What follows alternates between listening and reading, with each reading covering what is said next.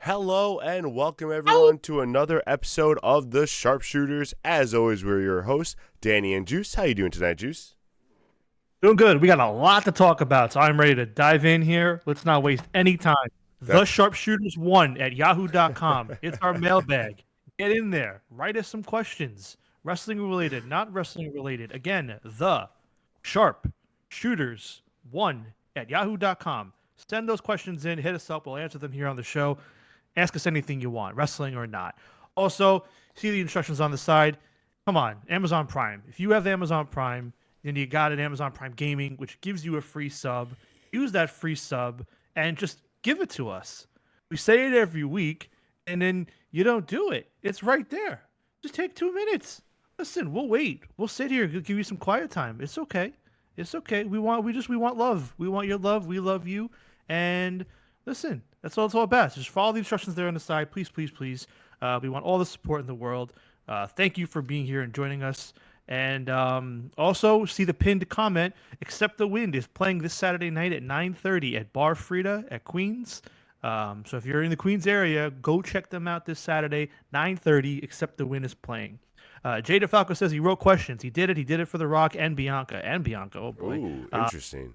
All right, well, Juice took care of all the housekeeping, so we could go right into our last point standing. If you've never been here before, on Thursday, this is where we talk about all business, all AEW and WWE, and let's get right into it, Juice. Ooh. But actually, I'm going to start it off this week because Anthony Bowens was the surprise opponent for Max Caster this past week at Dynasty, and I loved seeing Anthony Bowens back. I'm hoping, we were talking about with the breakup, we hope that they do right by both of them. They never do right by both both wrestlers, but hopefully they do this time. But while I was watching the match, and while Anthony got the win, and I was excited about it, and you saw it coming, I couldn't help but think, if they did this a little better, maybe the win might have meant a little more for his surprise comeback and stuff. And I was thinking and granted, I like the way they've done the whole Max Caster thing. I haven't complained about it at all, not once. So I'm not gonna pretend now that it's been terrible. It has not been. But I'm talking about for Anthony Bowen specifically.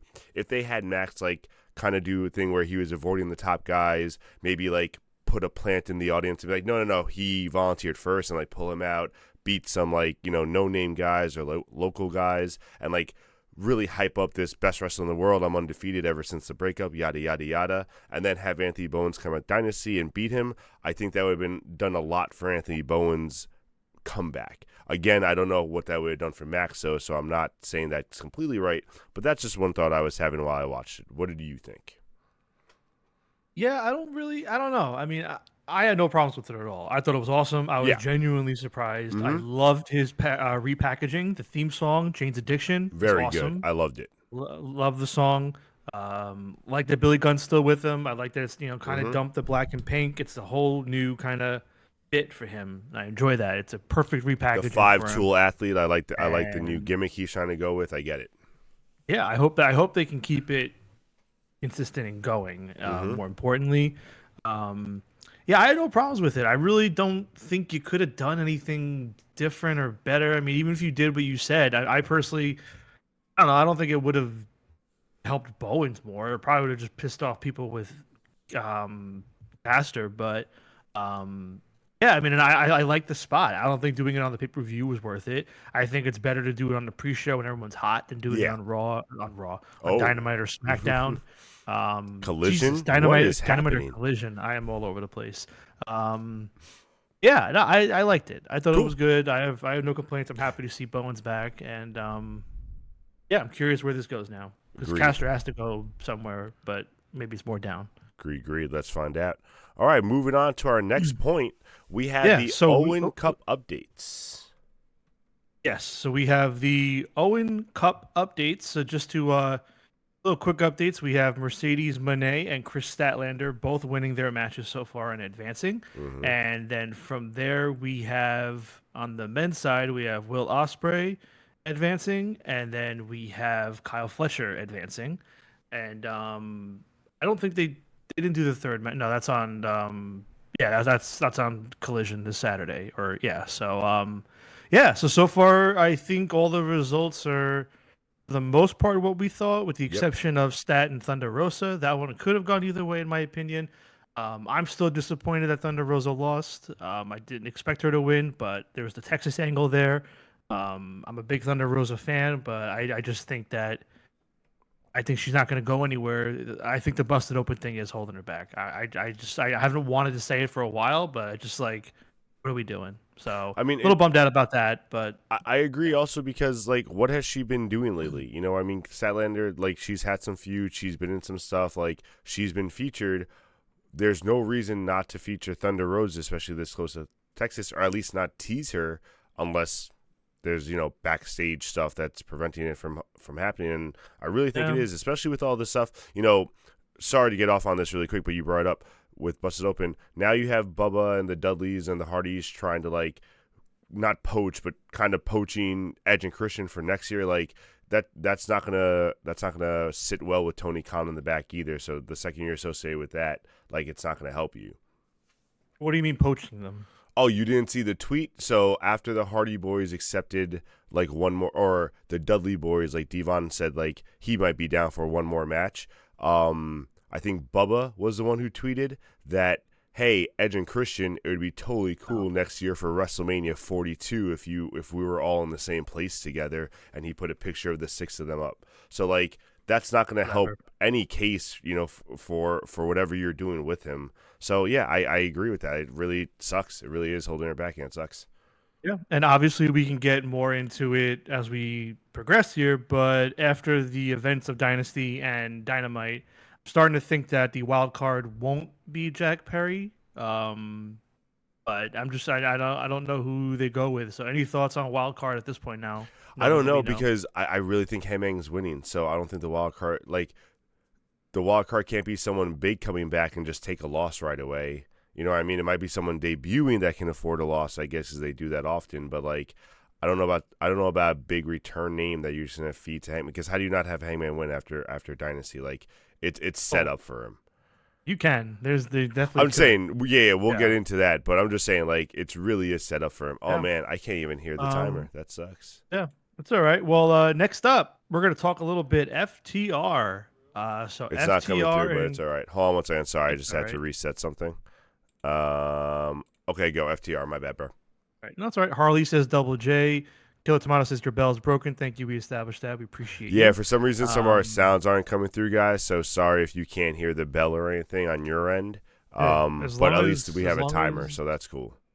So as long as you can hear me and you can hear that guy, I guess sometimes that works okay. Yeah. So Copeland and FTR unsuccessful in their challenge for the trios titles, and as a result, hold on, wait. Both decks. Wait.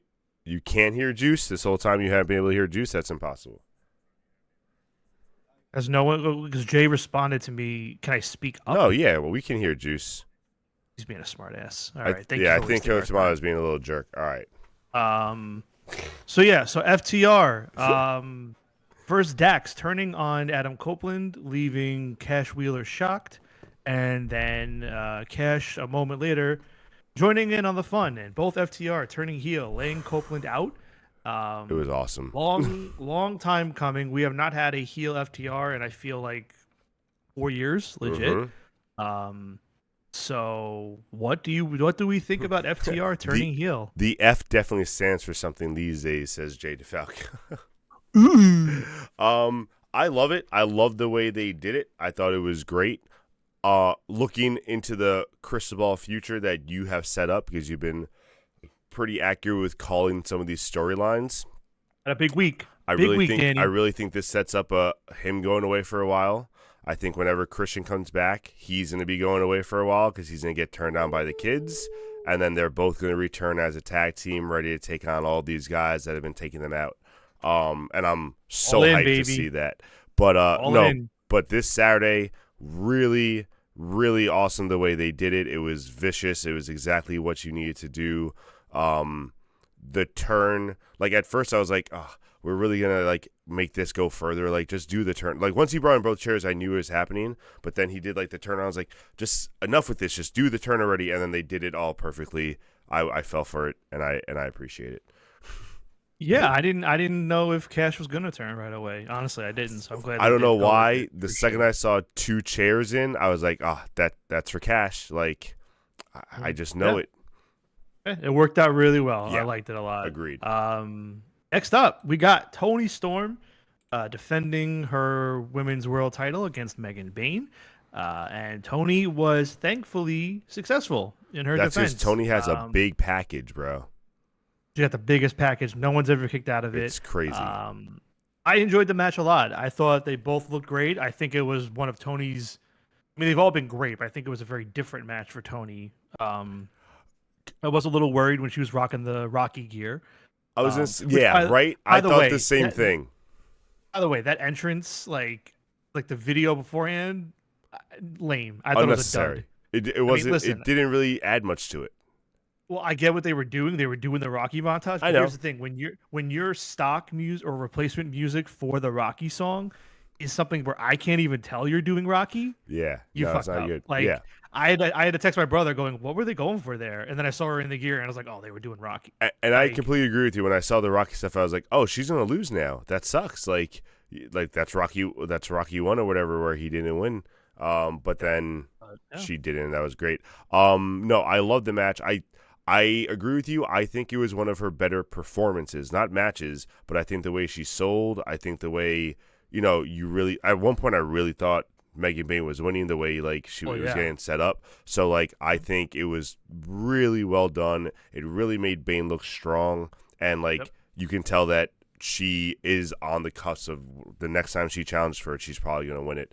Mhm. I liked Bane's little short but very effective promo. Just watch out. I'm Oh, coming, on on Dynamite. Dynamite. Yeah, It was yeah. good. And then I have to talk about it now. I love Tony on commentating. Whenever she retires, she has to be the first female full-time commentator because she is, I mean, when you have the entire announce team cracking up and breaking them time after time after time, I couldn't concentrate on the match. And it was such a good match, but I was laughing the entire time. It was so good. Yeah, Taz Yeah. popped big time. She broke the So many commentary times. table with just her words. I 100% agree. It was so funny. Yeah, it was great.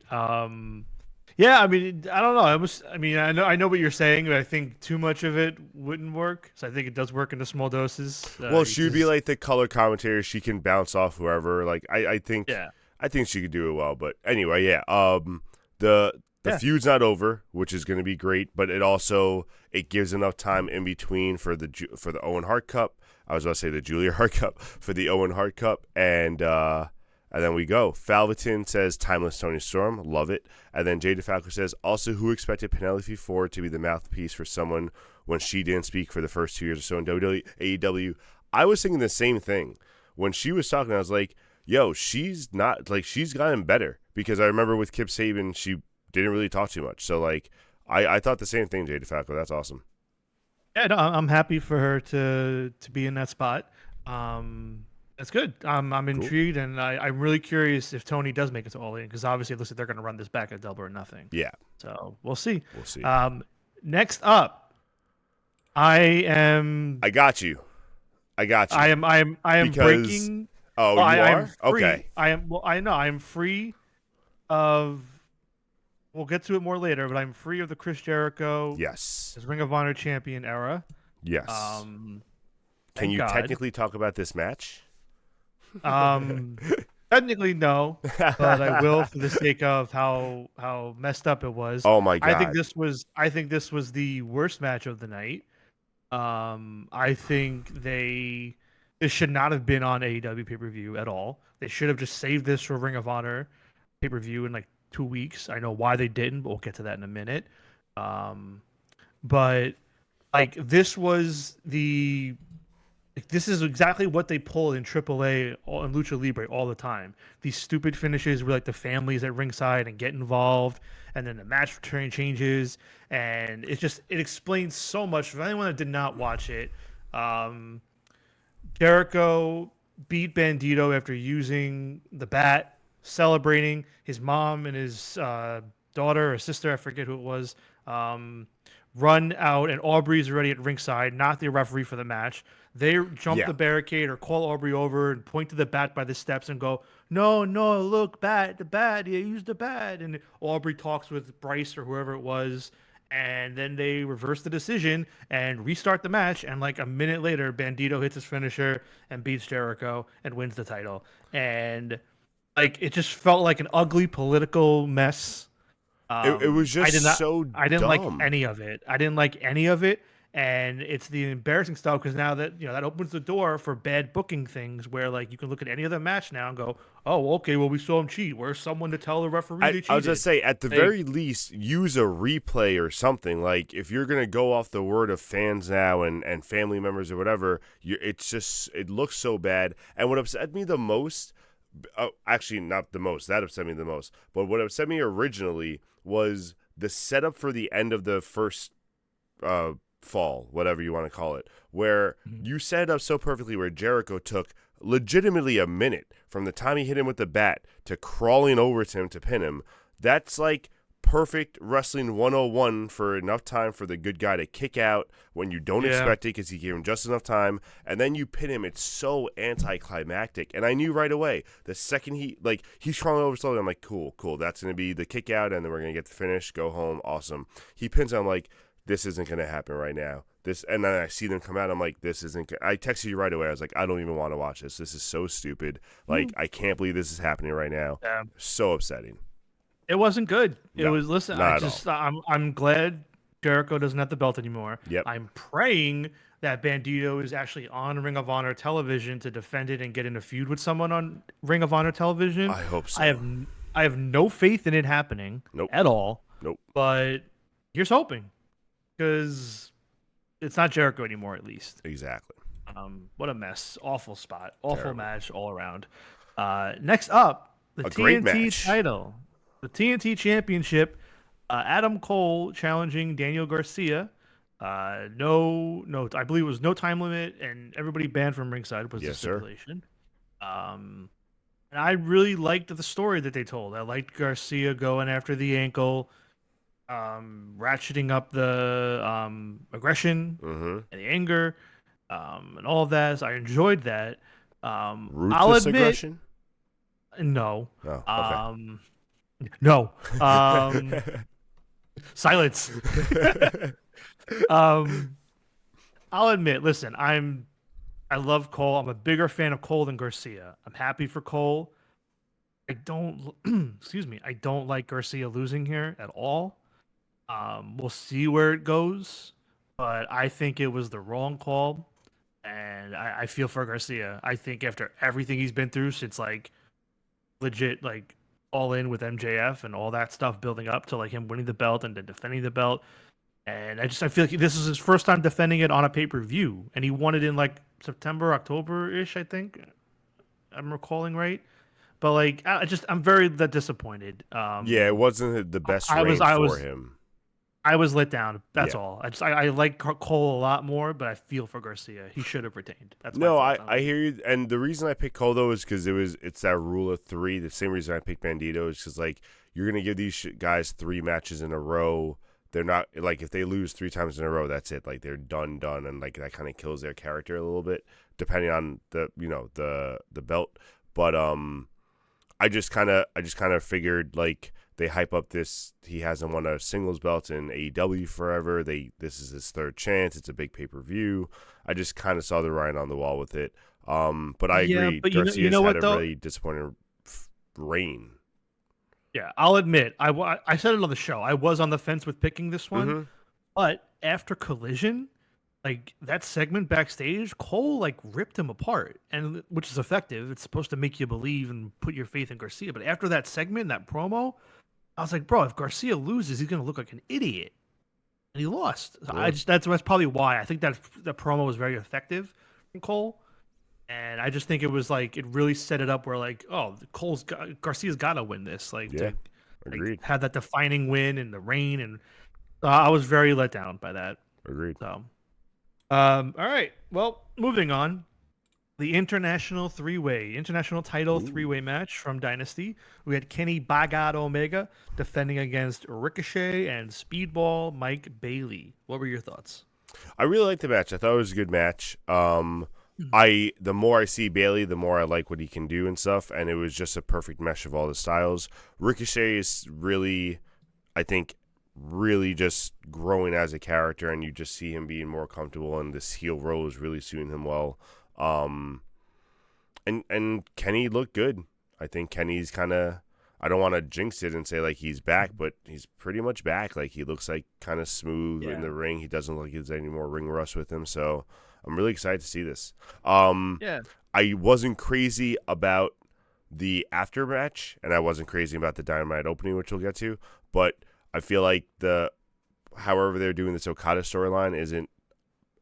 They're just kind of relying too much on like their history without trying to build something up now. I feel like every week I watch you guys just make up a name for an AEW wrestler. I assume you're talking about Speedball Mike Bailey. I love that stuff. So yeah, so I really, really enjoyed the match. Well, I gotta say, I really enjoyed Gringo McFinkelschmitz. I think he did a great job during Dynasty. I don't know what you thought about him, but A plus stuff. No, trying to make Tom's head explode. Oh God, Yeah, I really liked the match. First off, this pay per view went till 12:30. I Just to kind of know get that out of the it was way a now. long one, man. There's like I think it was like their second longest pay per view ever. Yes, the Lucky Charms one, yes. Um, I think this match was too long. Yes. I think it could have been at least 5 minutes shorter, not 10, but it's a little long. I loved it; it was great, but like maybe just because I was feeling tired by that point, Mm-hmm. little long. But yeah, I don't think Kenny ever really looked like he had ring rust from his return. I think he's looked good the whole way, but he looked great here. I know my brother did think that he might have gotten knocked loopy in the opening minutes from one of the kicks. I didn't catch it. There you go. First kick to Kenny's head, messed him up. Rest of the match, I feel. Yeah, I didn't catch it. I didn't go back to look at Yeah, it, I didn't but see it either, but I wouldn't be he looked surprised. fine. He looked okay though, so I don't know. Maybe I just wasn't catching it. Um, but yeah, and I'm glad Kenny won. For a minute, I did wonder if they would go that way with Ricochet, but yeah, the whole Kenny Okada thing. I mean, they're clearly playing a long game for All In, whatever. I'm really curious how Okada's going to factor in, but I think we got a lot of answers to that Yeah, with what we're going to get to. These next two bullet points are going to probably run long. We got a lot to digest, dissect that's all I that know, stuff within I these know. next two bullet points. So let's dive in best we can, one thing at a While time. while we go into this next bullet point, just really quick, I'm gonna pull up the predictions with our results while we talk about it. So just talk over the screen. Sure. So yeah, while he pulls that up though, we both had a pretty. I don't know how ready he has it, but we both Oh, had. it's There you there. go. So we both had a pretty good night. I think I ended up with two wrong, and you had one. Yeah, You want to scroll down? I am. So yeah. So I got the Jericho Bandito one wrong and the Garcia Cole one wrong. I'm not really, I feel bad for Garcia, like I already said. And the Jericho one, hey, I hedged my bets. I mean, if Jericho won, I got it right, and I'm mad. If I got it wrong, I got it wrong, but he lost. Exactly. Um, so whatever. And then yeah, and then the pre-show match. I mean, I broke my rule of baby faces on the pre-show winning, but I couldn't deny Nick Wayne being on the team. It felt like it was. I I honestly thought that Yeah. that Christian might have interfered, and that's why I was kind of Mhm. not sure if I should pick Wayne or not. That's fair. That's fair. So yeah, so not a bad Yeah. night for both of us. Pretty good job.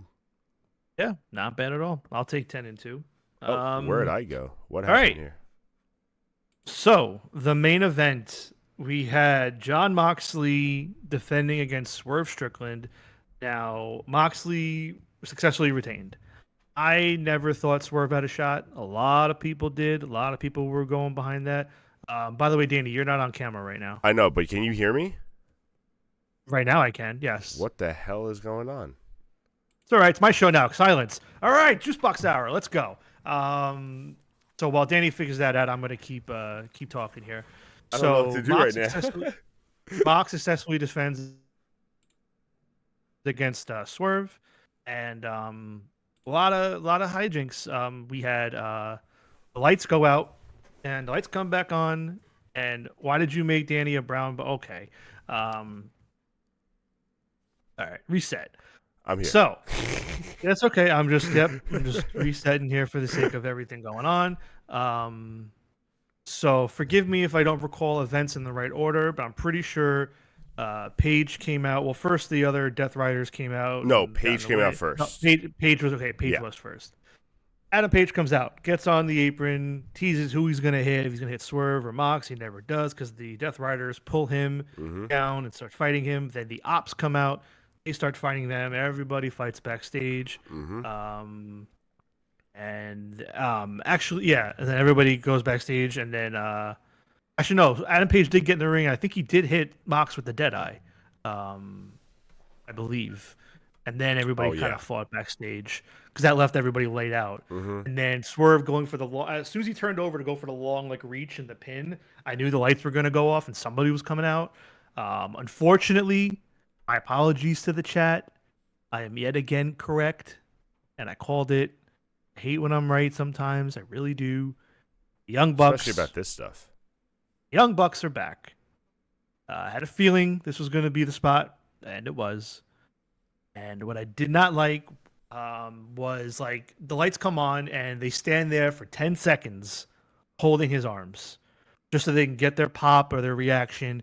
And then they hit him with the EVP trigger. And it's just like, you left us heels, you came back, you're still going to be heels. I said, come on, just hit your move. Like, you're holding his arms. You're not going to not do the move. Or at least Like- not like hit him first and then pick him up to hold his arms. But Yes, like I just, whatever. That's me nitpicking. I know, but I hate that stuff too when they do that in wrestling when you're like fully awake, you're fully aware, and just because he's holding you in the move, obviously that same shit happened with Cena and Rhodes last week when he like missed the clothesline and held him in the crossroads. Like you can move a little bit, like come on. Yeah. But So I will regardless, give back to credit. this. I will give credit to Swerve though. I did go back and rewatch it on purpose to make sure I was right before I assumed. Swerve did try to get out of it. He did fight a little He bit. did like a wiggle. Well, He didn't like.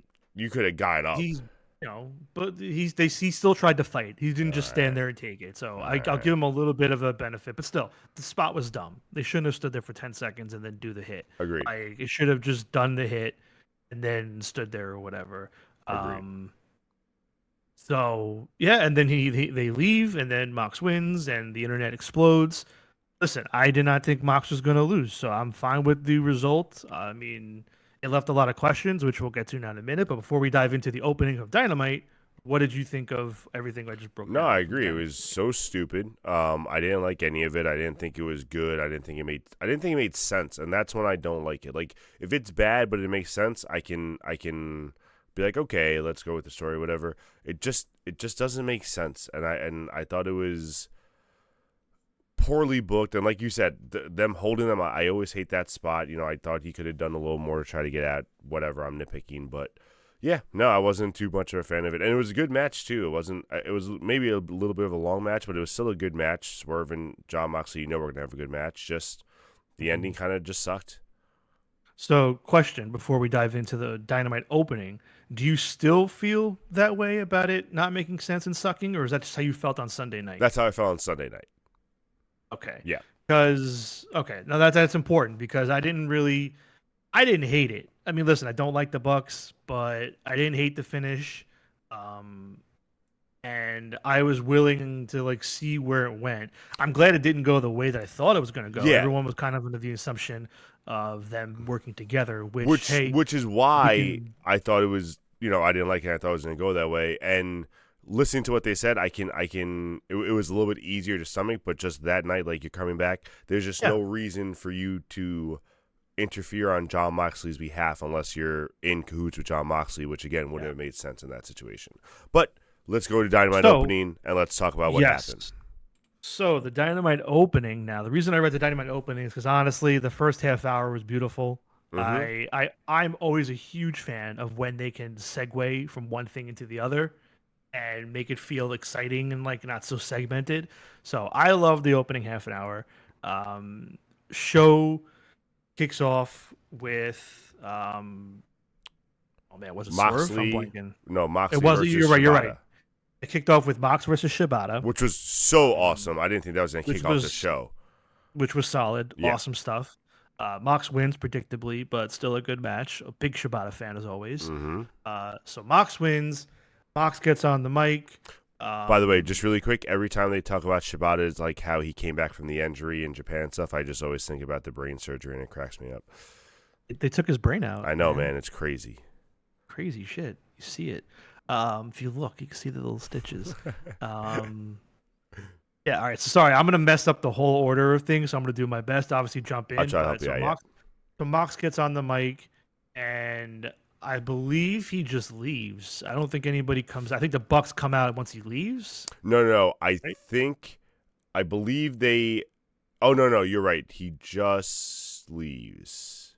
Yeah. No, I thought they got in a Mo- fight because Samoa Joe was like telling them to get. Oh, is that later on? That's later on. That's end of the. Yeah. That's Sorry, end of that's the later show. on. That's later on. Yeah. So they just leave. Yeah. So all right. So Bucks come out, and now the Bucks start explaining everything, saying that they did this as not a favor. We don't want to use that word, Mm-hmm. but as a olive branch, so to speak, For their to kind of best, show for one him. of their good friends.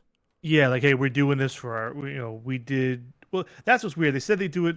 There, it was conflicting there, where they're like, oh, we did this for our friend for Paige to get the title, but then they said they did so and so for Mox as a show of good faith, to show them that they're on the same side or whatever.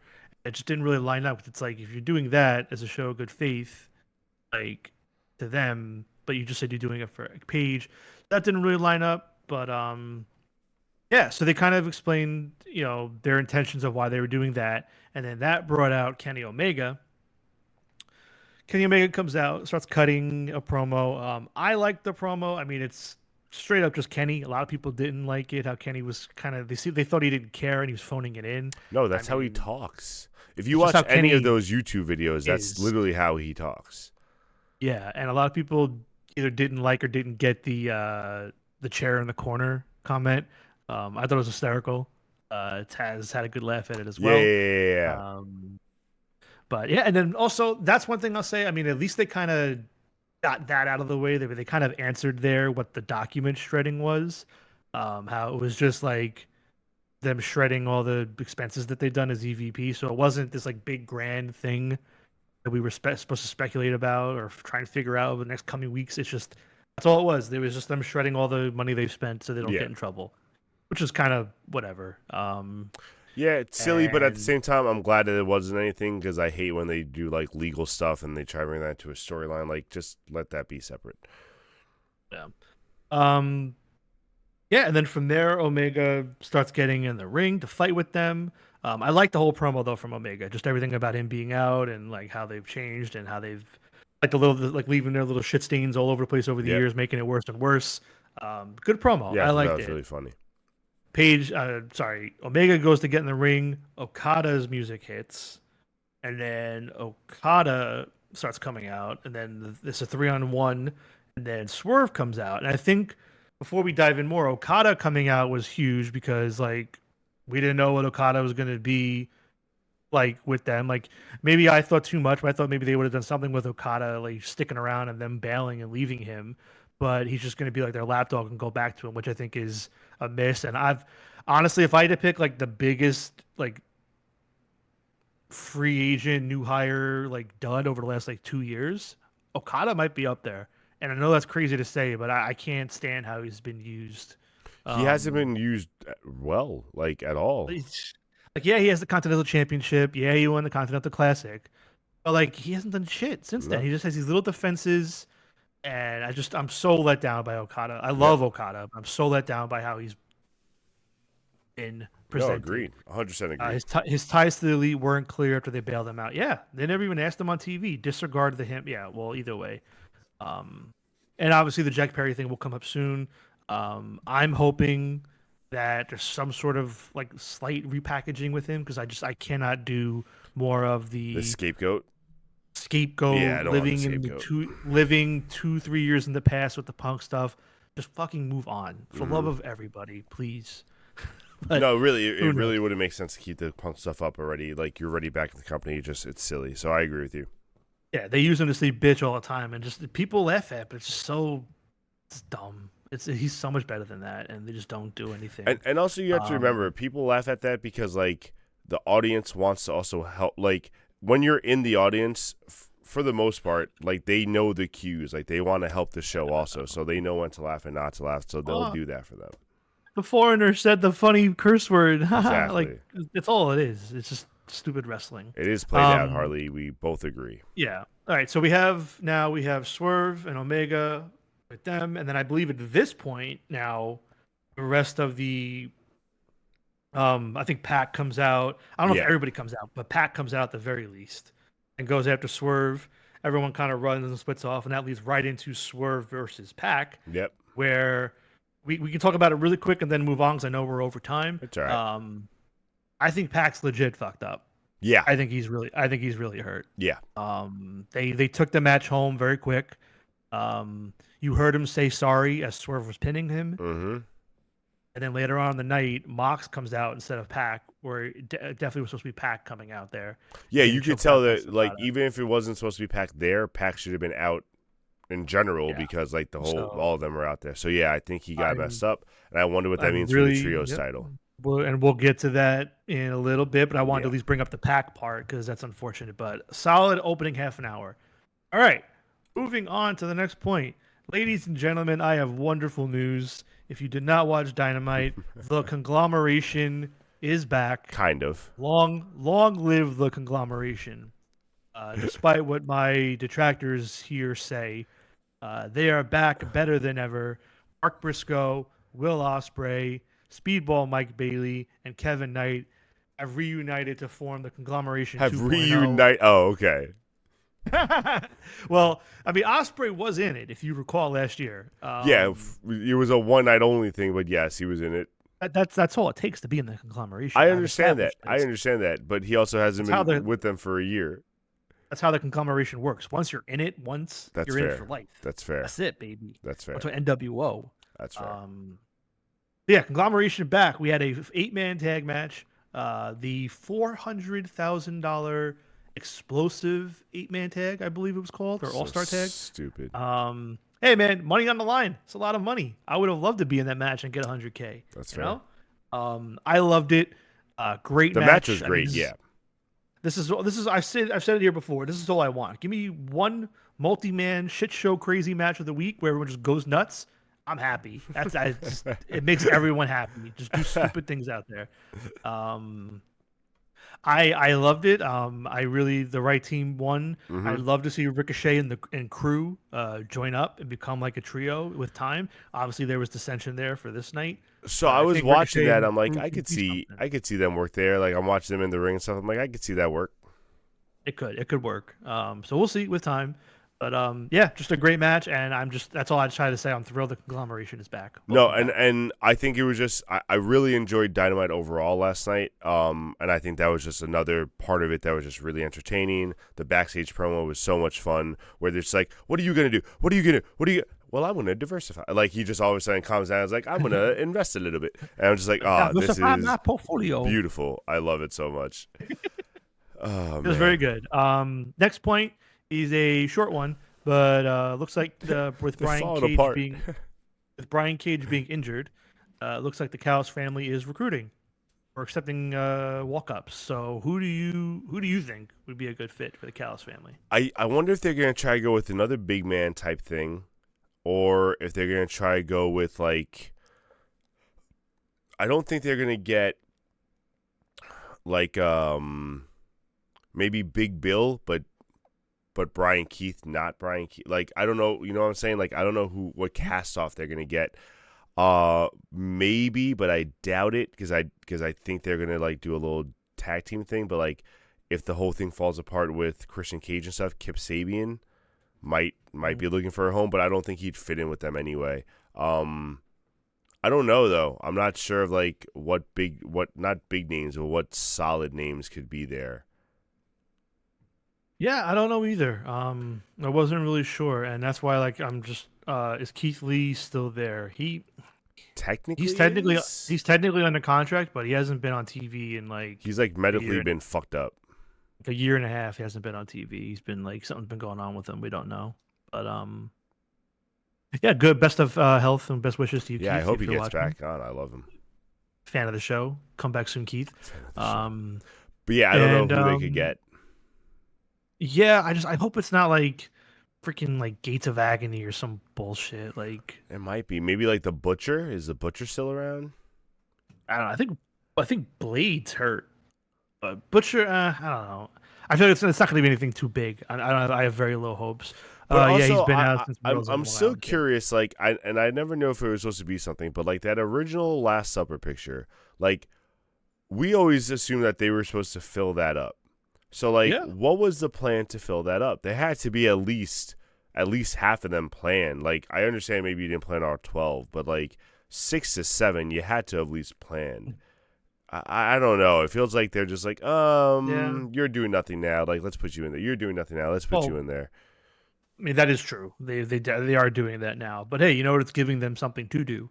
And honestly, it's not like it's Yeah. detracting from them. You still have your three like main stars that are running it. So like Yeah. it's working. It's Mm. not saying it's not working, but I would like for that. I would love to see what the 12 would have been. Like I'm very interested to see what that original idea was. Oh, you can. That could be a what if one day for us here on the show. We can do a what Ooh, if we the haven't Callis done a family what was. if in a long time. I can't wait for What if WrestleMania to be over because there's so much stuff I want to do. We gotta do tournaments. We gotta do we gotta do so much stuff. Anyway, moving on. Yeah, moving on now. Let's talk about the learning tree. Looks like Chris Jericho, on top of losing the ROH World Title, is thankfully off our televisions for a while. He is taking time away. If you did not know this, he is going on what it looks like a month and a half tour with Fozzy. Nice. So I believe that's why he's off TV. Makes Um, sense. and I'd really like to think with the month off and him coming back, he kind of does Repackages. something to Yeah, evolve and has to repackage. repackage. I think he comes back and like I know like they're gonna find their own thing, whatever. They're gonna try to like keep the learning tree alive, and then when he comes back, hopefully he just kind of kills it. Um, Yeah. but he's at that point, man, where like, listen, you can't move like you did in the ring. You're not. It's not like you're the worst wrestler right now, so you can still go a little bit. I get it. You sell some value, but not in the current character. Like repackage. Hopefully get in a little better shape while you're off on tour. Just let your body heal a little bit. Do get the ring, the wear and tear from the ring off. But it has to be something different because like he's towards the end of the career now, and I love Jericho. But me and you are both big proponents of wrestlers not staying past their welcome. Like Kurt Hmm. Angle, we were disappointed and stuff like that. I don't want that for Jericho too, and he's already teetering on that with some of the matches that he's had in the past year and the character he's had in the past year. So I'm hoping, if this is one of the last gimmicks he does, it's a good one because the learning tree really, I liked it at first, but it really just went down the shitter quick. Now, correct me if I'm wrong, but Jericho never formally did accept or join the Callis family, right? No. Way back when. Sammy did instead, I believe. Yes. Maybe Jericho's in. And I would love Callis. that. That'd be fine by me. Like, just put in with them because I feel like Jericho has never been alone his entire AEW run. He surrounded himself with other people the entire time, which is I fine. think there was a little But part that he was alone, but then like technically Sammy came back to like back him up. he was with Sammy or Kenny or Coda. He was never Yeah. really like Yeah. truly doing his own thing, and I think it's by design. It protects him. Yeah, Going so we'll on see. tour, you figure he's going to gain 10 to 15 pounds. I hope not, Jay DeFalco. You hope that, you keep that in mind while you're going on tour that you're going to come back and have to perform and you're already kind of performing shitty, but we'll find out. We'll see. Last up for AEW. Thank you all Oof. for sticking with us. Big AEW week. Yeah, big Naturally, AEW with the week. pay-per-view, had a lot to talk about. The Ops in the main event, taking on Claudio and Wheeler Yuta. It was Samoa Joe and Hook this time, 2-on-2 tag. I loved it. I did mention to my brother that this was the first time Joe and Claudio have touched in AEW in a ring, so I think that was really cool. Yeah, that was awesome when they said that. I They thought that haven't. was dope. They haven't. I don't even know if they said that. I just thought Yeah, it. no, they said that or did they say that? I'm sorry, they said that for Moxley Shibata. My apologies. Oh no, it's fine. I didn't. Maybe they did say it. I just wasn't listening. Either way, yeah, great main event, fun main event. Hmm. The Ops won, which was great, and everybody getting choked out, like I said earlier, and Joe getting on the mic and calling them out for the tag title shot. Listen, now I don't know what's going on with Pac. Um, Wait, before you go to the Pac thing, I had to say one of the funnier moments for me though, and everything was great, and I'm not. It's not a negative at all, but Hook got fucked up by getting like front suplex onto that ladder, onto that chair that was open and stuff. Totally fucked oh up. yeah, I wasn't sure where they were going with that, and then Joe just gets on the mic, barely checked on him, and while the kid is still like on the floor writhing in pain, he's like, "I'm gonna fuck you guys up. I want a title shot." All this, I'm like, all right, so I guess Hook is good. We're already calling for a title shot. We're not too yeah. worried about Hook right now. Joe Moving already on. I love knows. it. Joe already knows. He's like Hook be alright. Like be the Ops. It's It was fine. the. I I'm just don't seeing gotta it check just on like him. still on the floor. And Hook's like, "I want to get you." It was great. So continue about the pack. I'm sorry. Yeah, no, I don't know what's going on with Pac, but I will say I don't want to see this title match until Double or Nothing. I don't want to see it on TV, and I know they're gonna do it. They're not gonna wait. They're gonna do it on Dynamite or Collision, and if they do it on Dynamite or Collision, I How don't know. far away is Double Again, or Nothing? May 26th, Memorial Day weekend, so a month and 2 weeks, so 6 weeks away about. You can get this off for 6 weeks, especially if like you You put up the can, Hook thing and Pac's hurt. Like Pac's hurt, you can. so you gotta do a few weeks exactly. Jay DeFalco. Oh, you think the opposite? So he thinks Pac's injury rushes the plan, where I Mhm. think if Pac is hurt, which is also might be a reason why they did the finish later on in the night with Hook to kind of give them time for Hook also. I don't know, just saying. But if they can give them time between the both of them, they can extend that at least 3 weeks and then do the build for the pay-per-view after that. It's possible. Yeah. And again, it depends on the severity. Like if Pac is out for Yes. 6 to 9 months, then Then whatever. But you're fucked. I was saying you can still do it at Double or Nothing. You can either have Mox do double duty, or what I would prefer is they're so like braggadocious and like macho about it. Three Claudio on and Yuta are two. just like Yeah. 3 on 2. We'll take you on. We got this shit. I And then they think still lose. Just I think the whatever. 3-on-2 makes more sense, but Mhm. I would love, and depending on the opponent, depending on the situation, you could tie this into it. If Moxley pulls double duty, that's the night they lose both. That's a Maybe possibility, depend. but it depends on But everything. And here's also, you want to give the person who wins it like a more solid win. You don't want to use the excuse that he wrestled earlier in the night, yada, yada, yada.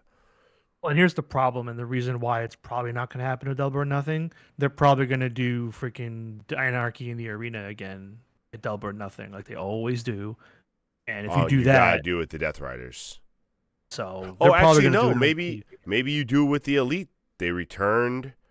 You could have Omega and his team against the Bucks and their team. Maybe I'm intrigued to see what they do, but That's either a plus. way, I need the trios titles now that Jericho's gone from Ring of Honor.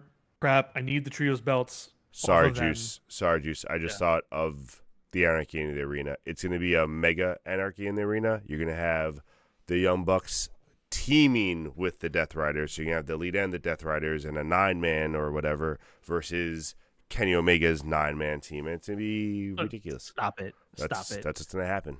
No, stop it. Sorry, Move on. 7-man. Commercial. How many? You have 3 in the Death Riders, and then you have 4 with the returning Jack Perry. 7 on 7. You're out of control. Done. Stop it. Commercial break. On that note, we are going to go to commercial break. Please don't go anywhere. While you're mine. waiting, why don't you give us a subscription with your free Amazon account? Thank you very much. We'll be right back. See this little baby? That's your sub. You want it? No, give it to me.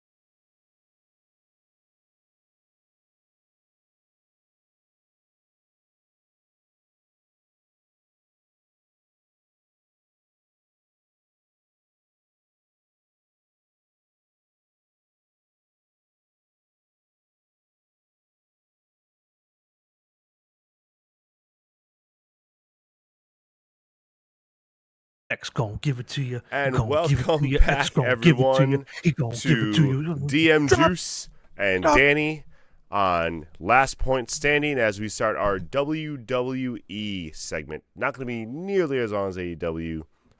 Not bad at it. But You don't we know do that. have a lot to talk about with WWE this week. Starting off with WWE ID. You talk more about this than me because I think you have more opinions than I do on this. Yeah, no, I just wanted to jump in real quick because I saw a news story over the last day or two where next weekend in Vegas they're doing this company GCW, an independent company, is doing a show that weekend, and typically it's independent wrestlers with like a few people from international coming over, and they announced their card this week, and like 8 of the wrestlers are like half the card is WWE talent on Of this show. course. And as a result, this one wrestler who's based out of the UK or London, he was booked for the show, and he's now no longer booked on the show, and he's losing out on all this money and opportunity, and he's like completely just like shut down. Like he's like, I don't even know if I'm gonna keep doing this anymore. Blah blah blah blah blah, and it sucks. And I just really wanted to get it like off my chest and see what you thought. If anybody in the chat feels the same way or differently, but WWID is not a good thing. Like we don't need WWE to have their thumb on anything else in the industry. Like they're already taking over TNA, and no one else notices or doesn't care. And now they're putting their thumbs all over these independent companies, and it's messing with people being on shows and taking up spots. Yep. And it sucks. It all sucks, and I really hate it. And they're doing this thing with the title where they're like, if you win the title and you don't have a WWID contract, you're given a WWID contract. But it's like this shit is clearly predetermined. It's like they're not going to know, they're not going to win. Like, the whole thing is really bad for the industry. And I just wanted to see what you know, or if you agree, if anybody in chat disagrees. If am I being a negative Nancy? I don't know, but I think this in particular is just no good. No, in any way. I didn't like the original announcement of the whole thing. I thought it was kind of weird. I thought it was something that they didn't need to do. You already have a performance center. You don't need more. Like it just seems like they're trying to get a bunch of little performance centers. It's just like they're trying to get little things in every place and just saying, all right, now let's just get our talent from that pool. And it's like you have to realize eventually you're not going to have you don't have the space to showcase all these talents. They're not all going to be main event guys on your show. All you're really doing is kind of hurting a lot of these talents from evolving. Exactly. You're not going to get a Seth Rollins if you have him wrestling in some other company that you're running but doesn't get a shot at the show. You're not going to get another even like AJ Styles. Like he was huge for the company for a while. You're not going to get someone like that because they're not going to do their own style, so they're not going to make a name for themselves out there in the universe and then come sign over with you. So it really just hurts the competition part of the company. This is almost like Vince, when he first took over and signed people and killed the territories. This is pretty similar to that, and it kind of sucks. Yeah, well, listen, and most people know this, but the whole NXT UK thing that they did years back killed them. Like, it killed the UK independent scene. Like, because you took all their stars, and then they shut down a lot of their companies, and then you shut down NXT UK. So, like, all those UK stars that were doing stuff now are gone somewhere. And don't get me wrong, I know the pandemic hit and that did not help matters. But yeah, but still. They were going long enough where the companies were being exactly hurt. And thank you, Killer Tomato, for just letting me know I'm being a normal Nancy. I normal Nancy. Thank you for letting me vent. We can proceed. For sure, man. I agree with you. I loved it. All right. Yeah. Next up, Rey Fénix debuts. How did you like his match? It was fine. I mean, I thought his opponent was... I didn't like his opponent. I like Nathan Frazier, but I don't like putting an NXT tag team champion in a match lose, essentially. And I know they don't look at it that way. They look at it as we're giving you this opportunity to be on TV in Rey Fénix's debut, and I guarantee you, like this is gonna end up where they're gonna make it where the Lucha Brothers win the NXT tag titles from Frazier and Axiom, but which is so dumb. Maybe I'm wrong. Who knows? But that was the first thing that went off in my head. But Frazier, if I recall, he did mess up a spot a little bit. Yeah. But it wasn't the end of the world. I mean, it happens. It wasn't the worst match. Fine. The match was fine. It just didn't do much for me. I'll just say, I feel like now entrance aside, I feel like they gave Penta a better debut than they gave Ray, just based on opponent. Like you put Penta in a higher spot with Chad Gable as the opponent than you did with half the NXT Tag Team Champion as Ray Phoenix's opponent. Yeah, and I'll say, I mean, I don't know if I give credit, but I'm impressed that they actually debuted somebody this late on the road to WrestleMania. Because typically the Vince move is just wait till after Mania and then debut the new person. So, but obviously he's not going to have a spot on the card. So and he should. You think he is? I don't, but who knows what they're going to do? Yeah, I mean, pretty much the card's getting pretty filled up unless he's unless they do the Andre the Giant Memorial Battle Royal or whatever. I don't think he gets really a spot on the card right now. There's no feud for him, but we'll see. I still hate that they're not together. I still don't understand why you signed the Lucha Bros and then have them separate. Like, just really upsets me still. But it is what it is. They're still going to be fine on their own. It's not like they're bad singles wrestlers. Well, you want to see the Lucha Bros. And put it this way, right now we are at 12 matches, and there's probably only going to be like 2 to 4 more added at most. Yeah. Like maybe 2 to 3, but there's not many spots left. And you still have you still have at least one tag team match that needs to be added. So I don't know. If it is, who knows? And we're going to talk about that next. But Killer Tomato asks, so do you think Black is back for WrestleMania or Raw after? I think at this point it's the Raw after because he's more of a return and not a debut for them. Well, it's going to be SmackDown because I think all the promos have been on SmackDown, not That's Raw. fair too. So I don't think he would be on. I don't think he'd be on Raw. Yeah. I think it's after Mania. Yeah. All right. So speaking of Mania, we have 2 tag team title scenes that are a little different on Raw and SmackDown, and I wonder if you think either one of them are going to make the WrestleMania card or where they're kind of headed. Because if you had asked us, or if you had asked me a few weeks ago, I would have guaranteed the SmackDown tag team title scene on the card the way they were building it up, and now I have no idea because now we have a number 1 contender with Motor City Machine Guns that just beat DIY clean, so there's no room for them to get themselves into the match. It looks like La Garza's and Pretty Deadly are kind of doing their own thing now, separate from the tag team title scene. And we don't know when the tag team title shot for Motor City Machine Guns. You got to assume it'll be this week or something, but you don't know when the shot for them is. On Raw, we have a different story, which is just plain and simply that the New Day want the belts. They're the only tag team really going after the belts with the War Raiders. They had a title shot, which ended in, I believe, a disqualification. There was a beatdown and stuff, so that's not done. And they're going to be looking for another title shot on Raw. So what are we thinking about these? Really quick, Killer Tomato says, both scenes are so boring right now. Yeah, the SmackDown 1 lost steam. I think I said I don't think I said it here on the show, but about a week or 2 ago, I was kind of like, yeah, they're cooling off on Deadly and Los Garzas. I could tell from what they were doing with them on TV.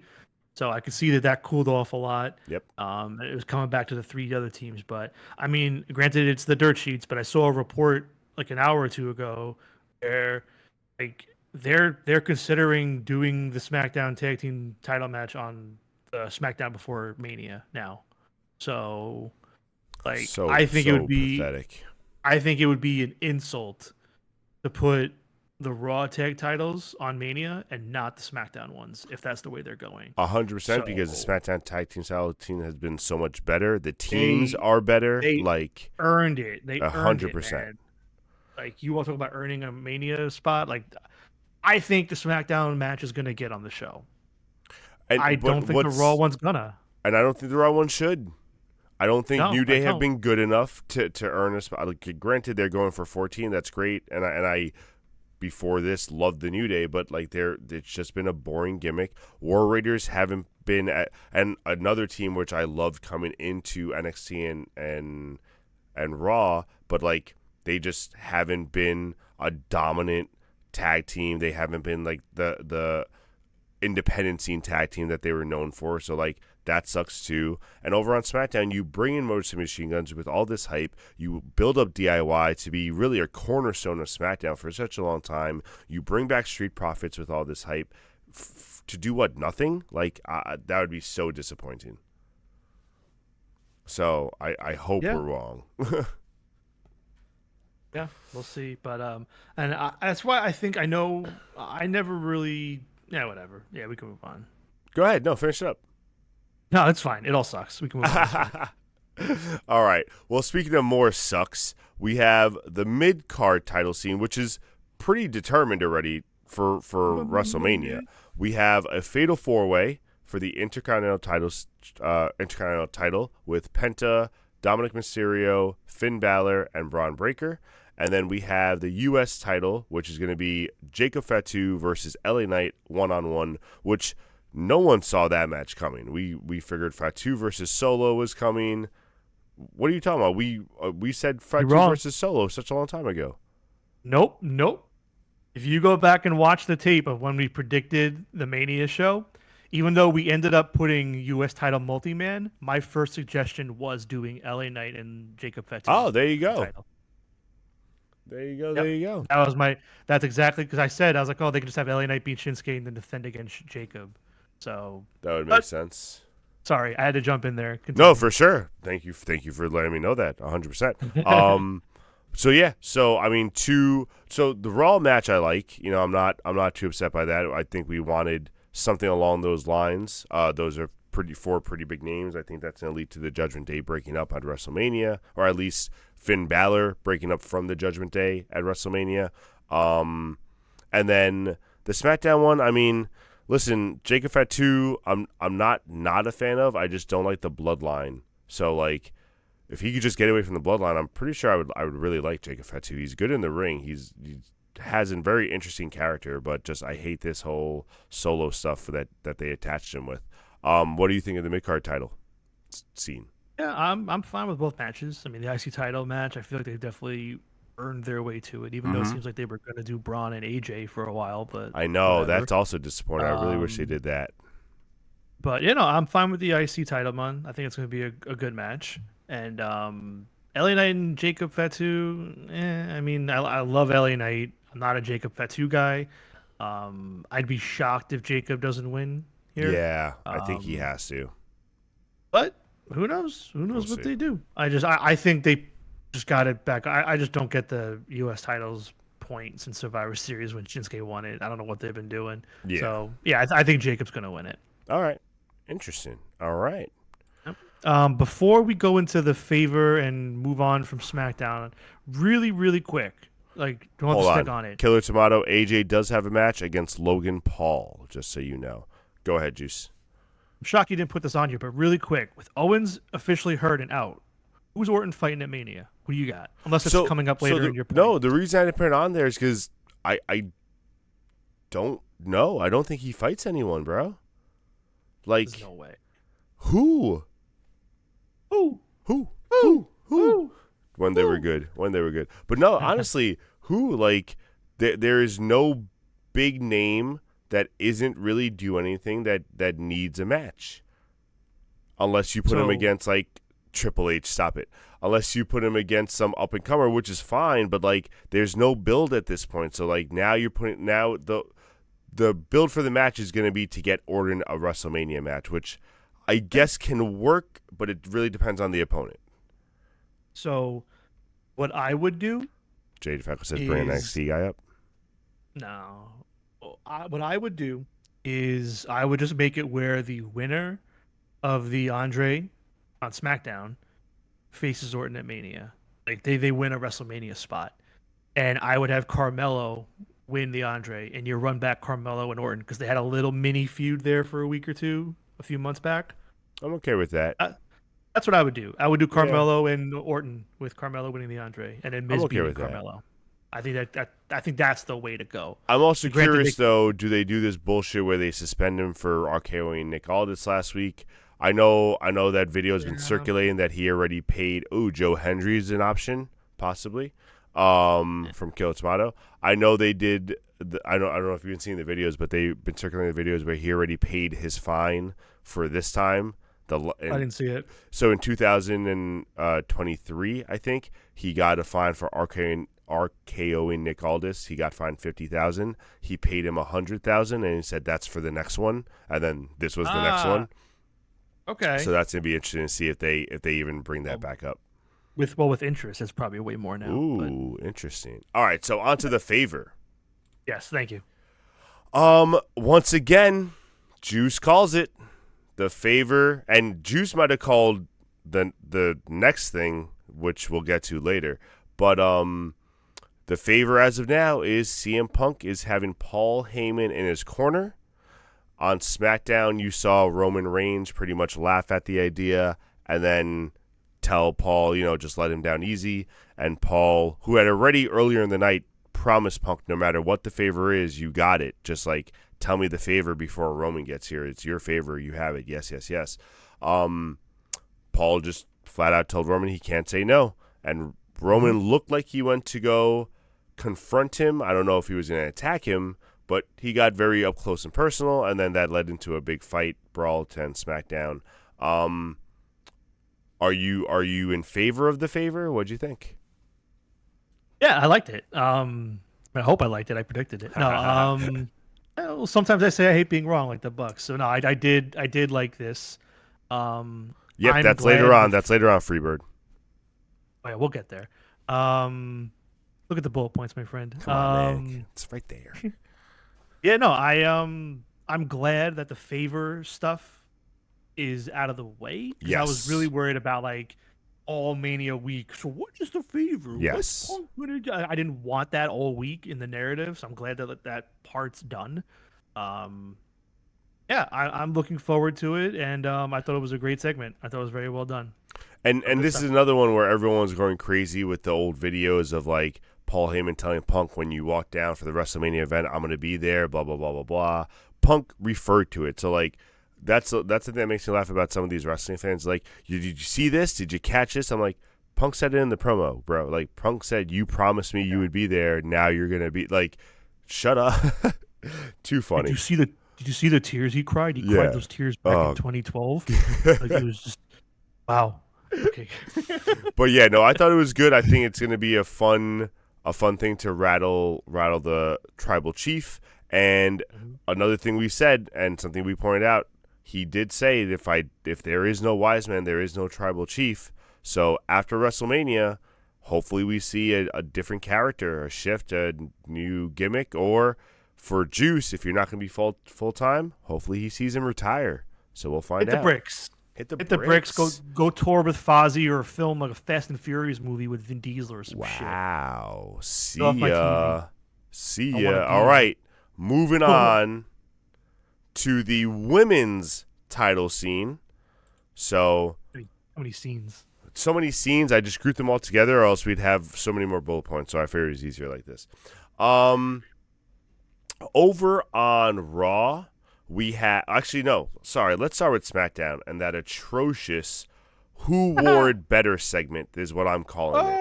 All right. Boy. So we start off this terrible segment between Tiffany Stratton and Charlotte on SmackDown with them wearing the same fucking outfit, which I don't understand.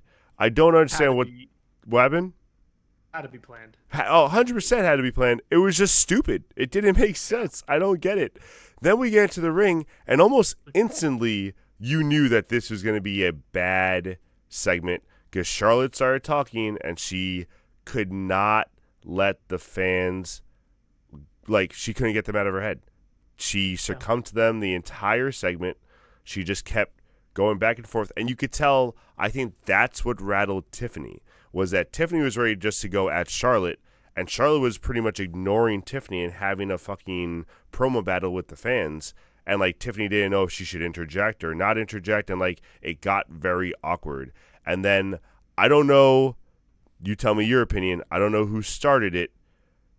Technically, I think Tiffany started it, but I don't know if, there was something said before that triggered her. But Tiffany mentioned the divorces, which triggered Charlotte to say, hey, is that Kaiser in my DMs or some shit like that? Kaiser, by the way, later disputed that on Twitter. But what did you think of this debacle of a woman's title segment? Yeah, it was awful. mean, first off, Charlotte started it the week before with the sit down, and that brewed over into this. So, Got like it. Charlotte buried Tiffany on that whole segment 2 weeks ago, or the week, yeah. Yeah, That led Tiffany to dropped the line and left the ring. She was afraid she was yeah, gonna get fucked oh up. yeah, oh yeah. She dipped. She dipped. She's like, I'm out.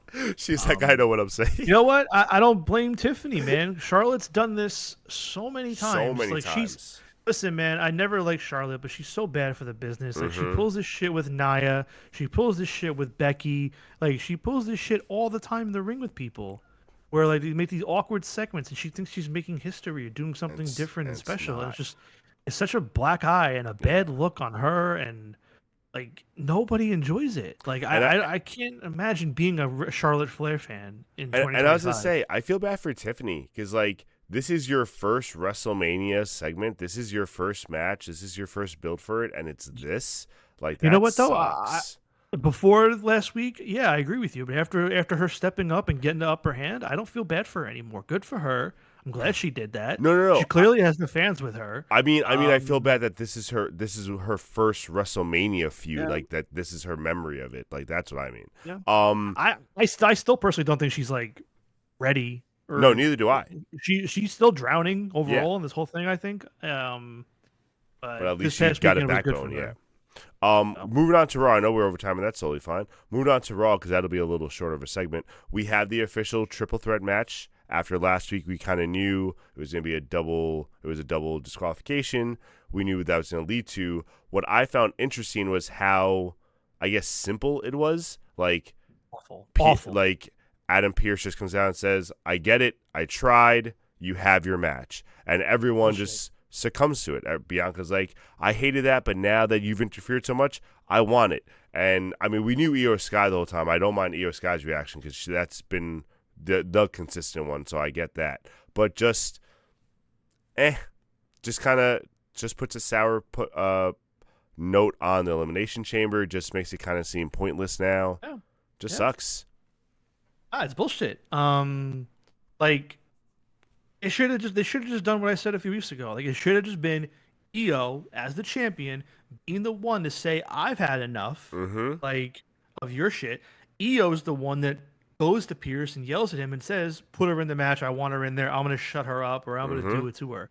That's all you had to do. It makes EO look strong, but they want to keep making EO be the third wheel and like the non-factor Yeah, I between hate the that two they're of putting them. her as an afterthought, like too much, almost too And like much with the face shoves they and everything. It's they've like, they've done calm the down with same that. they've done the same bit for the last month where they get in her face, push her away, and then she does something. It's the same fucking bit, and I'm tired of it, and it Freebird, sucks. I don't think they're gonna let her retain it. I really don't, and I want her to, but I think this leads to Bianca winning. I see. I've been fully on EO the whole time. I think I EO's retaining. I want Io to retain. This isn't what I don't want. This is what I think WWE will do, which we'll get to I think next week. But as we've seen from their top WrestleMania moments, they do shit decisions. So we'll find out later. What did we write here? Jade Falco wrote, "Imagine applying for a job, not getting it, going to the person who got it, screaming at them and the hiring manager until you get a chance to take the job from the other person." That's what this feud is. Congratulations, WWE. All right, moving on. And you know what? Sorry, I wouldn't mind any of that if Rhea was actually the heel and acting Yes. like one. Yes. Doesn't make sense. Moving on to something that was very surprising to me. El Grande Americana. Who? Americano. Sorry, I got you. a text as I was talking. It's your native a tongue. WrestleMania match. And I don't know how I don't like that. I was gonna say I don't know how I feel. I know how I feel. I'm not a fan of that, especially when we just talked about how Randy Orton doesn't have a match, and now we got this non-feud on there. Like, I'm not crazy about this decision. I'm annoyed because I'm tired of like this happened last year and it's happening again this year. Chad Gable worked his ass off all year, and again he's not getting on WrestleMania, and they bring in these new people to take these spots completely unearned, and it sucks. I feel for him. So maybe he'll find his way on the card somehow. But no Chad Gable on Mania again does Yeah. suck after the year he's had. But El Grande Americano and Rey Mysterio, yeah, it's a weird one. I don't know why this one's making the Mania show. I don't know why you're not doing It just hit me too. multi-man. Didn't this all start as a penta anyway? What the fuck are we doing? Rey Mysterio versus Americano. What the fuck? That just hit me as we were talking. Yeah, you're right. So, This is I so don't know. stupid. It's very odd, and I think it just adds on to the potential of this being the worst WrestleMania in quite some time. 100%. I'm only feeling one match, and I even think then, two. I think I'm feeling two matches now. we'll see. We'll Because get the IC match I'm feeling. I like the IC match, so we'll see. And yourself. And yourself. All right, I'm done. moving on Judgment to They'll be okay. They're gonna break the up. main event, but not main event, even though he won the Liv made Royal a feast. Rumble and earned the shot to be the main event. Jay, non-main event Uso, will be facing Walter for the World Championship. This past Monday, he cut a promo. He wasn't yeeting at all. It was a no-yeet day for Jey Uso. He was very upset because of his brother pretty much getting murdered last week. And he cut a promo where I kind of think now if Jey doesn't win, you just killed the character. Jey has to win now. That promo he cut on Monday where I told my mom, my brother, and now I got to do this for my family, and now I got to do this, and I got to do that. I don't know. You sound like me talking about Daniel Garcia earlier, and look how that turned out. So I do have to give Jey props because I loved everything about it. Good promo. And I appreciate good promo, very good. I liked everything about how he did, and I liked how he tried. He tried twice to shut the crowd up. Bro, the crowd when the guy tells you to stop, you gotta stop. And most of them did. Most of them, like from it was the like first a time, section. Yeah, from like the first time he was like, "Yo, chill," like no, and the second time he did it, it got lower. So it was getting better, but there's still a section of fans that were yeeting every time. So stupid. Because they're idiots. They're morons with one fucking brain cell. But yeah, I'm still on the fence. The yeet is bigger than all of us. Yeah, Yeetamania. Wrestle Yeetia? I don't know which one they're going with. Yeah, we'll see. We'll see how things go next week. So wait, Mania. I know you don't think Jay's winning. I don't know. Okay. I'm on the fence. All right. Well, let's see what the go home shows us, but I don't think it's gonna show us anything more. I think this promo was the one either you think he does or it doesn't. I think this is the one that did it for most people. And I don't know if this is official, but apparently they're doing the Charlotte match and the Jey Uso match on the same night. So both Rumble winners are getting their title shots on the same night. I don't know if it's official, nice. So, but from what I've gathered, it's the same night. They don't even each get to be the opener, which is technically the other thing you want to be if you're not the main event. They are not. How nice. Joke. It's a joke. All right. Freebird. I hope you are ready to unbuckle your seatbelt, buddy, because now we're talking about Seth freaking Rollins.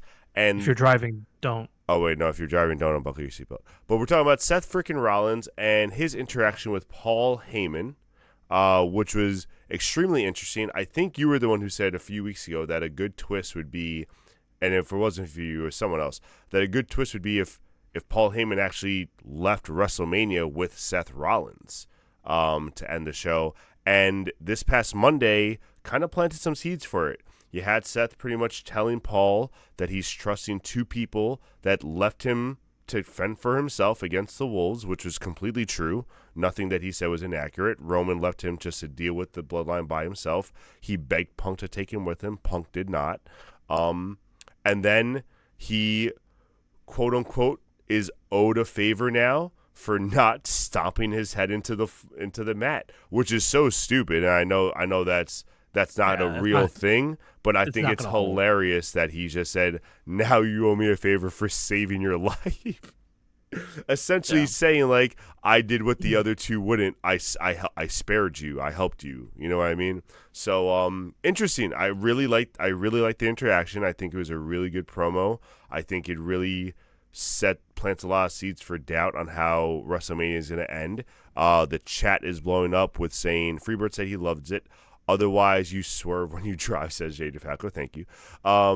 Seth did say, tell me when I'm telling lies, which was part of Punk's Collision debut promo. We all know that. The tell me when I'm telling lies part is a big thing Punk says. Maybe he needs a babysitter, says Killer Tomato. Freebird says, no, I disagree. That's not what went down there. Punk came out to help him. So now Heyman knows that Punk came to rescue him and Roman didn't. Yeah, but what I'm saying is Punk didn't rescue him in the original thing with the bloodline. That's what the Seth Rollins is talking about. Yeah, technically he came to rescue him now, but we'll see. I don't know. How would you feel, Juice? Sorry. Thank you. I was waiting for everything to. Who's now Heyman? What? I don't know. Who's now Heyman? Now Heyman. He's doing so now. Yeah. Now Heyman. I know what he's doing. Shut up. Yeah. All right.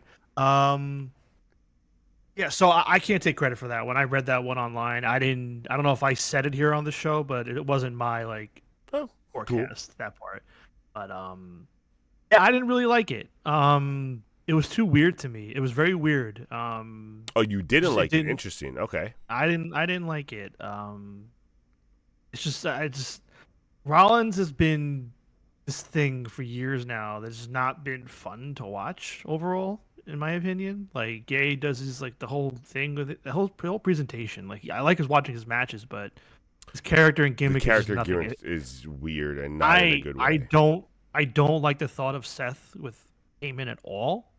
I don't think they're going that way. They can tease it. I don't think they're going that way. That's a mismatch.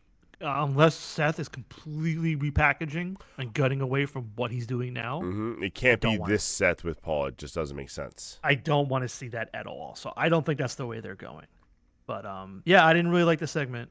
Yeah, that's it. Sorry. No, that's fine. and it's interesting because, like I said, when you had brought it up, I thought that was like an idea you had. I'm glad that it wasn't. I don't think I'd like that because, like I said, their characters just don't mesh and it doesn't make sense. But it's interesting that they planted that feud there. Freebird says, I agree with Juice. I don't think Paul is going to join Seth. Yes, the gimmick with the stupid laugh, clothes, and woe singing I've hated was a big Seth fan around Mania 34, 35. And Freebird says if they do that, it'll suck. Agreed, all around. Last point of the night. We don't really talk about LFG too much on here, but something did come up on this past week's episode that I am curious to see what everyone's opinion is on. Hey, Danny, before you dive in, for our viewers that may not know, what is WWE LFG? LFG is the new version of pretty much Tough Enough. LFG, they have wrestlers who are already performance-centered, so they're already under WWE contract, but not superstars, not on the main show or NXT or anything like that, that are competing for a spot. No one gets eliminated because they're all under contract, so no one gets eliminated. And they have coaches of Undertaker, Bubba Ray, Mickey James. I almost said Molly Holly because of this past week. Mickey James and Booker T. And they all pick teams, and the four coaches are actually also competing for the inaugural LFG title, who goes to the coach who has the most points at the end of the season. So yeah, that's a whole big thing. One contestant on the show is Evander Holyfield's son. What does he go by on the show? What's his first name? I'm sorry. I think it's Elijah. Elijah, yes. Elijah Holyfield. And something with an E. This past week, Elijah had a match. He hasn't wrestled too many times. He's pretty new to the thing, but he impressed him enough to get a match on the main event, I think, or one of the main events. And he wrestled, pretty good match. And then afterward, they do commentary and they give them feedback. And a feedback that was from both Undertaker and Bubba Ray was that they hated that Elijah is wearing jewelry. They think jewelry is dangerous. They think it doesn't look good. They think it's too flashy. And Undertaker specifically said if he was wrestling with him, he would have ripped it all off. So he's lucky he wasn't wrestling with him. What do you think about this take? I mean, I'm not gonna get baited by WWE LFG anymore with this Oh, reality. I'm like, I'm not baiting you, I swear. No, by WWE with this, this is this reality show, and they're just trying to bait people to talk about stuff like that whole thing with Mickey James and the outfit that the one girl wore last week. Like, that was just whatever bullshit. But to stay on this point, um, it's a very old man, old guard take. Like, I get it from a safety perspective of like getting caught on something or like cutting or hurting something, but for the most part, I don't care. Like in particular, the chain that he was wearing with the earrings, like harmless. Come on. Harmless. Like the Hardy Boys wore necklaces that I were way was more about dangerous. to say. Like, I have one. I have one, and I used to wear it, and like I'd always be like, "Yo, this thing's gonna like impale me." Yeah. Like the way like so. If Ne- it's a small, tight necklace, like whatever. But like, yeah, if he's wearing like four and they're all loose and dangling around, yeah, he's an idiot. Oh Like, yeah, a lot different.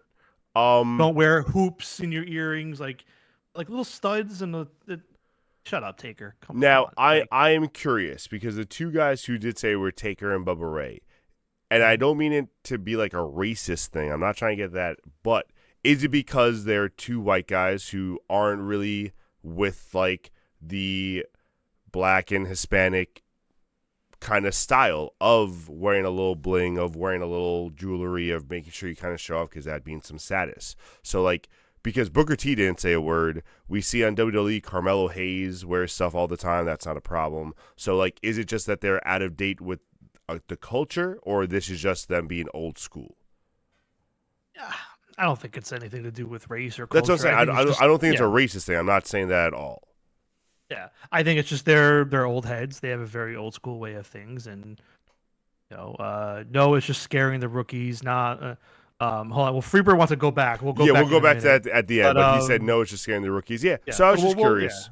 So Scaring the rookies. Yeah. Well, it's the same thing. Like they do these manufactured things, like the crap with Bully Ray, yeah, like yelling with at the whole Chris Chris Island, guy like shut up. for Chris was sticking up. solely So right. they're just being 100%. idiots for TV. So I whatever. agree. All right. So you can read Freebird's comment. All right, so Freebird is not done with the other segment, so we're gonna go back real quick. I reset the time for you, Freebird. Don't worry about it. And Harley's joining in. Here we go. WWE we got some racist. Wait, hold on. Jay DeFalco says WWE racist. Nah, that's kind of why I was bringing that up. I don't think they were being racist themselves, but it's not surprising to me that the two white guys said it and not Booker T. Anyway, Freebird. Nah, I'm not done with the other segment. The favor that Rollins did was that now he knows to back Punk, not Roman. Paul turns on Roman. No more wise man. Hopefully, I think it's stupid. See, but I don't think that was ever an issue. I think Paul being in Punk's favor essentially has him turn on Roman. Even Paul said on Raw, he's not going to side really. Like, he's not going to help one over the other. He's one's best friend. He's one's wise man. He's just in Punk's corner. But Heyman really doesn't interfere anymore in matches. Heyman really doesn't like cost anyone a match anymore. That was like a few years ago, Bloodline Heyman, but like the recent one has been just him letting Roman just smash and kill and like do whatever. Harley says makes no sense because Punk wore an eyebrow ring. Oh, she's talking about the jewelry. Punk wore an eyebrow ring. Rhea wears face jewelry too. A lot of wrestlers now in WWE wear jewelry. Agreed with you, Harley. Jay DeFalco says few years and 30 pounds. I'm not sure what that's referring to. Maybe Undertaker and Billy Ray being fat. I don't know. And Freebird says, I don't know, dude. They're hyping this up a lot to do nothing. Well, I have a wild guess I'll throw out there to the ether, and then we can wrap this up. Yes, sir. So I think what this is going to end up being is Heyman is going to land with none of them, and I think what you should do is Braun Breaker is the next Heyman guy. I would love that. I think for the And- actual main event though, go ahead, finish your thoughts. Sorry. Yeah, no, it's fine. That wouldn't be until after Mania. But for Mania, I think something's going to happen where there'll be some sort of miscommunication, and maybe Seth wins that way or something like that. Because Heyman has to factor into the finish now, and it's triple threat, so it's no DQ. So here's where I think Heyman factors in. And really quick, Jay, thank you for clearing it up. The few years and 30 pounds, he was referring to Heyman. now Heyman can't interfere because he's even bigger than he was a few years ago. Makes more sense. I think now that you said that, a good way to have him be a factor with still being a non-factor is he doesn't help Roman. And I think that's how Roman loses, where Roman's expecting to give him a chair or give him something or hold him down. And he doesn't do that. And Roman like gets stunned and then gets distracted by that. And either Seth comes in and gets the win or Punk comes in and gets, but like, I think I don't think he costs anyone the match. I think he just doesn't help anyone win the match. So I think that's the biggest possibility. All right. On that note, guys, thank you so much. This was one of the most active chats we've had in a very long time. WrestleMania season, baby, around Dynasty, the corner. A lot of stuff going on. Crazy. So next week is a big week. Tuesday, we are revisiting 2 predictions we've made in the past month. First, we're going to look over our WrestleMania 41 card, which I know we're completely wrong on. It's going to be terrible to watch, but we're going to see where we went wrong. And then second, we're going to revisit our top 50 or top 10 WrestleMania moments that WWE unveiled and see what we called and right or wrong. Sorry, top 22. Top 22. Sorry. So we're going to see what we called right, what we called wrong. We're going to get some numbers. Hopefully Juice has some stats next week, and we'll see. And then Thursday is another big show because Thursday we are doing our WrestleMania predictions. And that's a 2-nighter. We have a lot to talk about. And last, I'm going to do the plug for this one. Next week's the last week for our fantasy budget game. And it's a big one. If you didn't catch on Tuesday, there are some new rules or some new points, that you want to see. Points have changed. We have a bigger budget. The top 5 are within 40 points of each other, which is or 50 points of each other, which is a big number. And that new 41-point special that you can get for a perfect card might be a huge game changer. So make sure you check out Tuesday's episode if you missed any of that. Make sure you check out next Tuesday's episode at 8 p.m. And one final note, next Thursday will be a 7 p.m. start time because Collision is moving to Thursday so they don't compete with WrestleMania Night 1. And we love Collision. So we're going to start earlier so we can hopefully make it for the half an hour into Collision because we've got a lot to talk about next week. So this is a stacked week, man. Huge week. Please join us. Give us a sub. Do whatever you got to do. Check out Tuesday. We'll see you next Tuesday. Adios, everybody. Peace out, Cub Scout.